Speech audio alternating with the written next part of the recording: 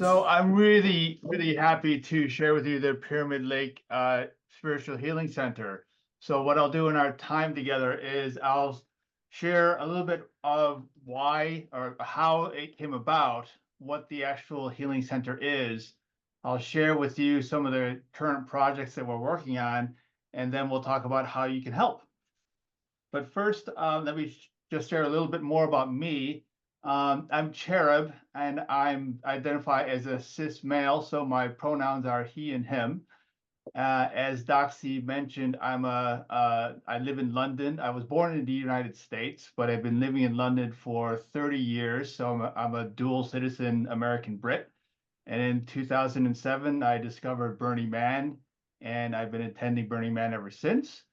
In 2011, I became a Temple Guardian. In 2012, I became a Black Rock Ranger. And in 2017, I became an Africa Burn Ranger, which is the same year that I met Dean Barlees.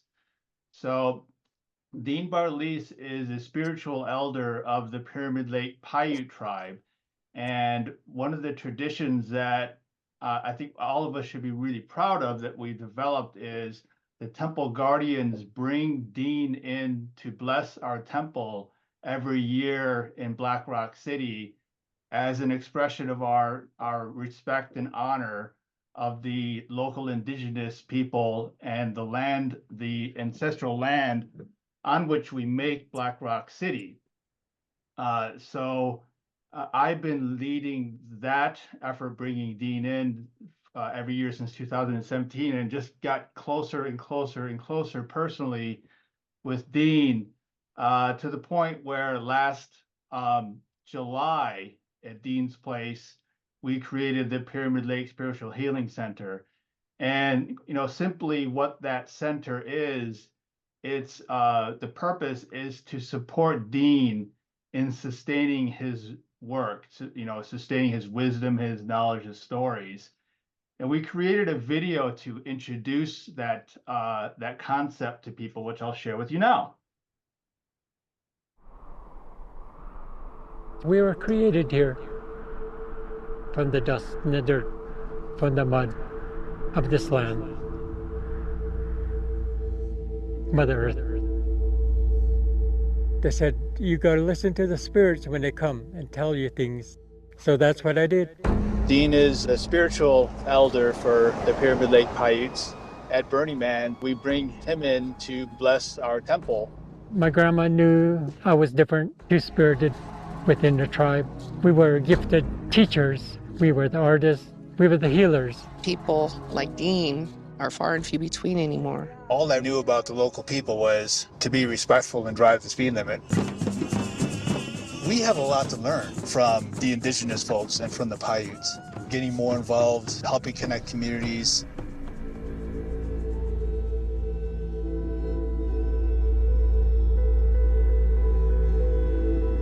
We are all a part of the earth, only our culture has disconnected from the earth. You've never lost your connection to nature, to the ancestors. This is the largest reservation in Nevada. We have the lake, which is sacred to us. She provided for our old people with the fish, the kuyui, and the trout. We'll do everything we can to protect her, keep her safe. We still practice our tradition, cultural ways. In a way, we are a threat to this government because we're sober and we can think clearly.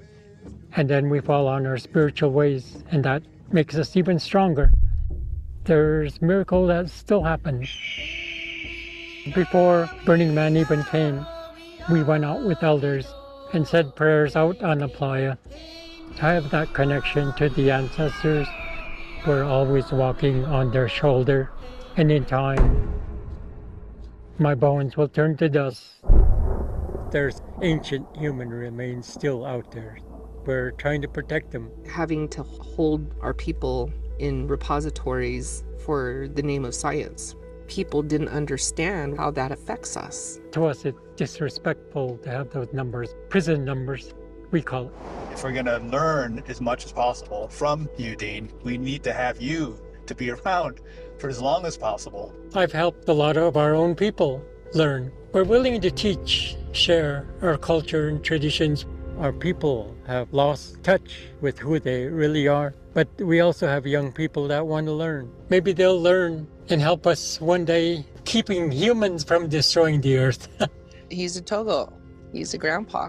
I hold him very dear to my heart. If we can take care of him as best as we can. Health issues are utmost importance. I had really challenging time that almost made me give up life, wanting to live. Losing my leg, losing my foot, it killed a lot of our people, the diabetes. COVID devastated our elder people.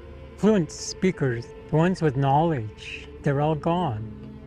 So I'm trying to share what I know as much as I can with people that want to learn. I don't want to give up my life. Culture, tradition, something to keep going so that their kids and their grandkids will learn. So none of this is lost. That's my hope. We're still part of this land. We're still connected to this Mother Earth. And we will always have that connection.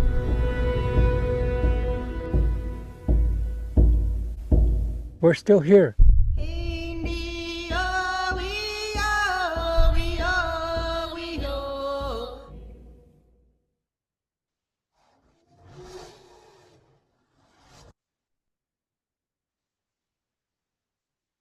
So I want to do a real quick shout out to the Profiles in Dust team who helped us. Well, they made that video for us, and they're doing so much more. I'll share a little bit more about some of their ideas later. But that's Dean, and he's such a precious person and an important person for the local indigenous culture. One of the few left. So it's really, really important for us to cherish him. And as you see, he's lost his leg through diabetes. We want to have him live as long and as healthily and well as possible. So we're really trying to help him get a kidney transplant. For him to have a kidney transplant, he needs to be able to walk the distance of a football field and back, and he's lost his leg, and we found out he needed a new prosthetic. So fortunately, this guy here, his name is Dave King. He's a burner, and he lives in Reno, and he used to run a prosthetic making business, and he has a studio in his home. And he's making Dean a prosthetic, and he's almost done. So our primary campaign right now is helping cover the material cost for that prosthetic, which is $2,500. We're doing a really good job on reaching that goal. We might even reach that goal today.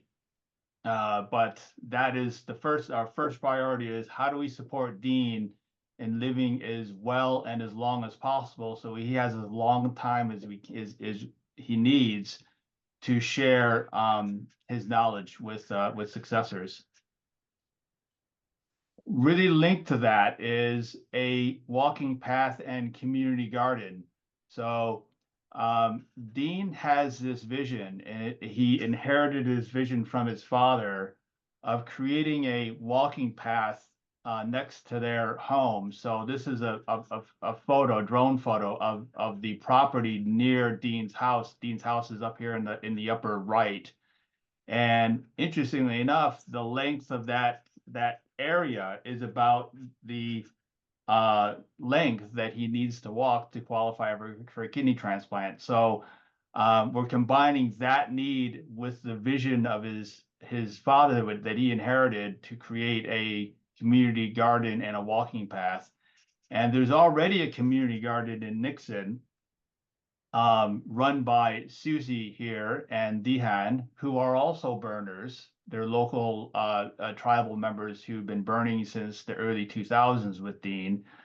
And also Susie is Dean's first cousin. So they're combining their own community garden with Dean's to have a wider effort and she's leading locally the effort to create a community garden.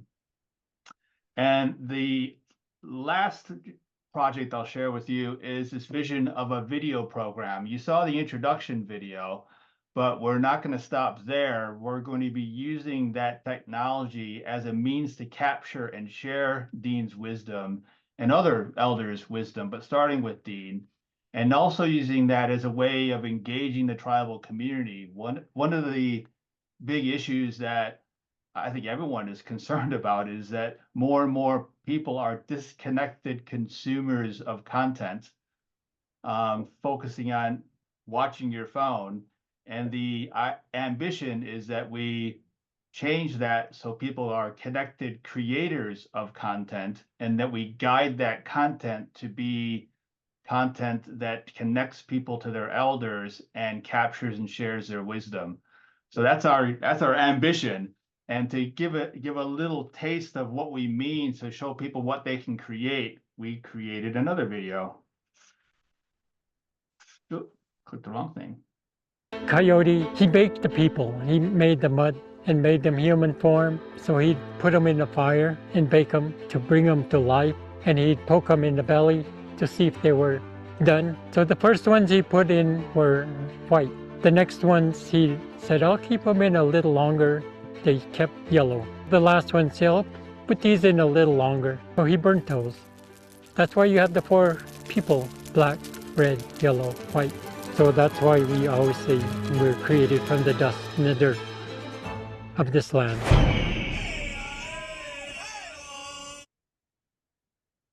So that's what we're up to. So how you can help is, of course, I mentioned before, we're almost done raising the money to cover the material costs for his prosthetic. And if you want to donate, the QR code should work there. If not, we'll put a link in the chat.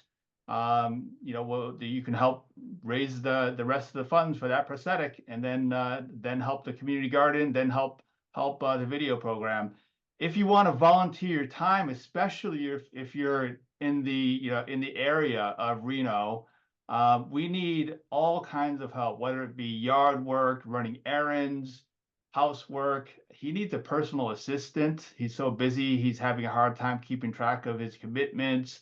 If you're a physical therapist, you can use your help. Of course, if you know how to make videos, you want to do community organizing. Really, if you have any interest in helping, just get a hold of us and we can explore ways of doing that. And finally, please share. If you are inspired in any way with anything that you've seen here, share it with your friends. Share it on Facebook, YouTube. Talk about it. So I would love to see if any of you have questions. I think we have a little bit more time. I would just ask you a question to start while other people are thinking. This is a really large project. And so I'm kind of curious, what was the genesis of this project? Like, how long have you been thinking about this to get it to this point of fruition? Because there's a bunch of pieces to this. If I'm honest with you, is that it's interesting because there's some people who saw a connection between me and Dean before I really appreciated it. But I just got more curious about now that I have a connection to someone, I was curious about their beliefs and just spoke more and more, and then started visiting him, and then started getting close to the people who are close to him. And as you get closer to Dean and get to know his friends and become friends with his friends, you start to realize that most people started with a concern about his health.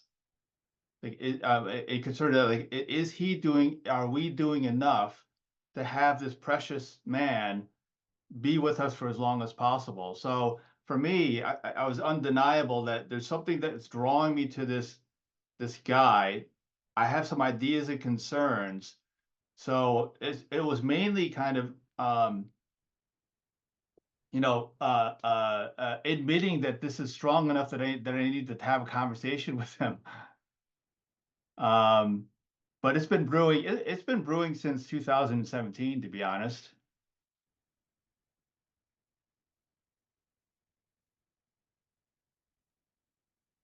Nice. Well, here's a question from Doxy. Do you post publicly when it comes to honor the playa for Burning Man? That's a tricky one because we have 3 traditions now where he comes in, and all of them are outside of the event time. So we bring him in to do a land blessing the morning before the Golden Spike. So there's only a handful of people there. We bring him into bless the temple, as I mentioned, and that's before the temple is complete. So, and also at that time it's quite challenging because the temple's not complete, so we want to have the builders complete the temple. So there's this really interesting thing that I end up having to manage, saying, how do we have people experience a blessing and have it be one with integrity? And how do we support the builders and help in completing the temple? Because we can't just have them be out for hours. And then the final one is after the inspection, after Playa Resto in October. So and he also we're being more diligent in bringing him out to talk. And if you want something, if you want him to engage with it, with any event, please get a hold of me. I can help arrange that. But he really does want to share his wisdom. All you need to do is ask, and we're going to provide more and more opportunities for people to be able to ask. So yeah, we're just starting to do that more. So please watch out. We'll have things in what, where, when, and we had him at Center Camp once. We'll have him there maybe more than once next year. Why bless the land? What's the purpose behind that? That's a wonderful question. Thank you. The answer is to respect and honor the local indigenous people and the land that's their ancestral land.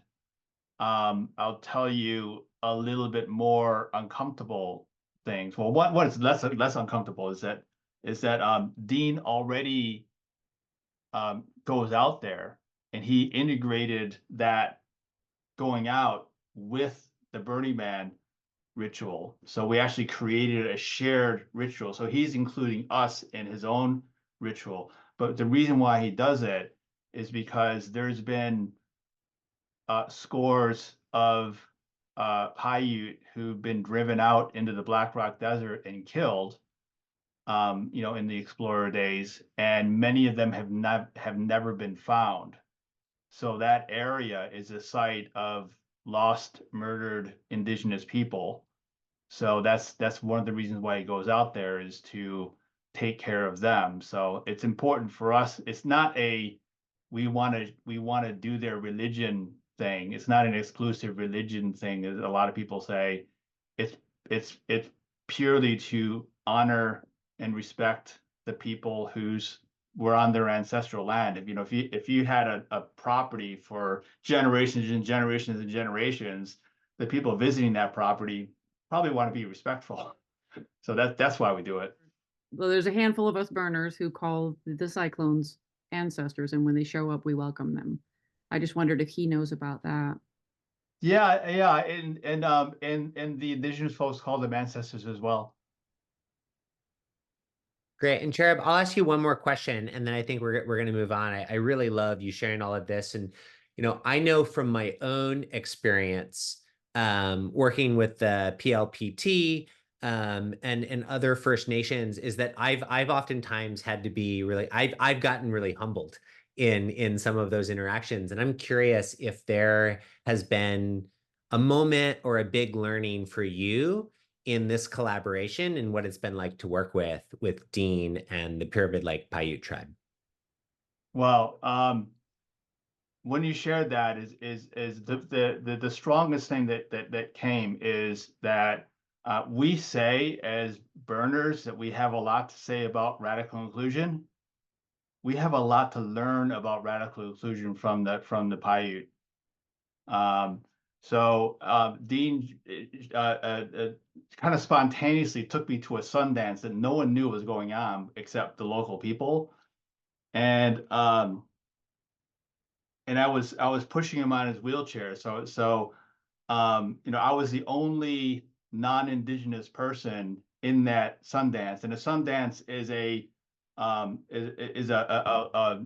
millennia old traditional spiritual ceremony in the community, and it centers around dancers who dance for 4 days straight, and all they do is dance, and they don't leave the circle, and so they're centered around these people praying for all of us.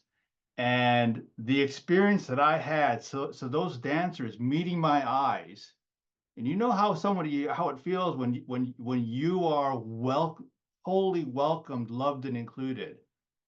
I was wholly welcomed, loved, and included in that ceremony. It was so palpable, and I spoke with Dean afterwards, saying, "Was I included because I was with you, the spiritual elder, or if I went there without you, would I be just as included?" He said, "No, you would be just as included." So that was every time I go, there's more, like you said, Breedlove, humbled. I wasn't expecting to be humbled, but it makes it more precious. You know, it makes it even more precious to kind of embrace, learn, and protect and cherish. Wow. Well, thank you so much, Steve, and thank you for sharing this project with us. I love that there's so many different ways that we can get involved, and really looking forward to seeing this project continue and these relationships in Northern Nevada really bloom. So thanks everybody for calling in. And again, thank you for the speakers for sharing your passion and your projects. This is good work, it's hard work, and it's the necessary work that needs to happen in the world. So thanks so much.